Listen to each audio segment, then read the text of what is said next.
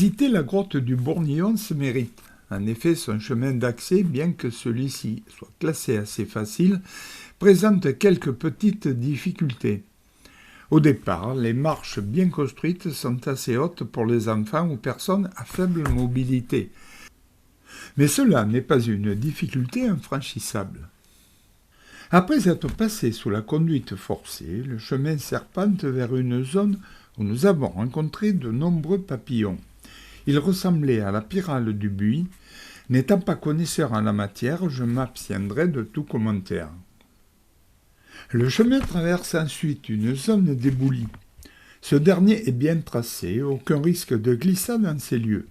La prudence est toutefois de mise.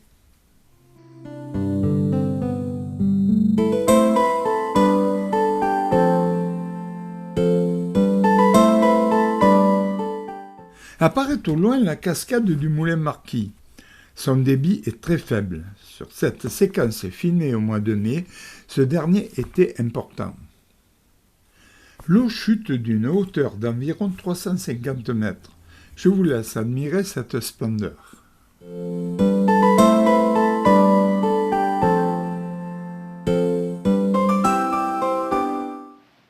Nous revoici sur notre pittoresque sentier. Je ne pense pas avoir à commenter la suite.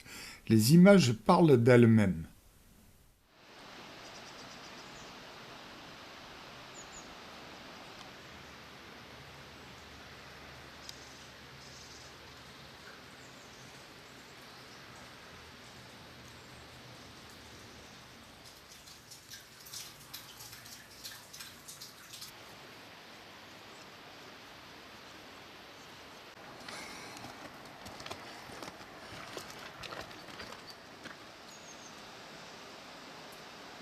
Nous nous approchons maintenant de la grotte.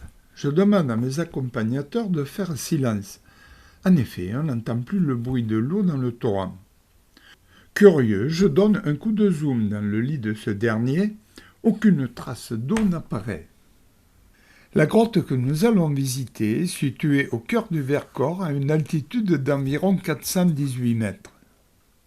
Il s'agit là d'une des principales exurgences du Vercors. Ces crues maxi peuvent atteindre 80 mètres cubes par seconde. Malheureusement, aujourd'hui, elle ne coule pas. La sécheresse de l'été 2023 a eu raison d'elle.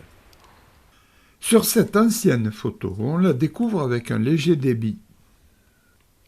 Cette exurgence constitue un trop-plein des sources d'Arbois, et ce dès que ces sources ont un débit supérieur à 35 mètres cubes par seconde. Si le débit est supérieur à 40 mètres cubes par seconde, la grotte de la Luire déborde aussi. En 1897, une équipe explore la grotte jusqu'à l'aiguille du métro, là où la galerie part en siphon. Grâce à la sécheresse de 1985, sont découvertes 1600 mètres de nouvelles galeries. Le phénomène daterait d'environ 350 000 ans, et ce grâce à la datation d'une stalagmite.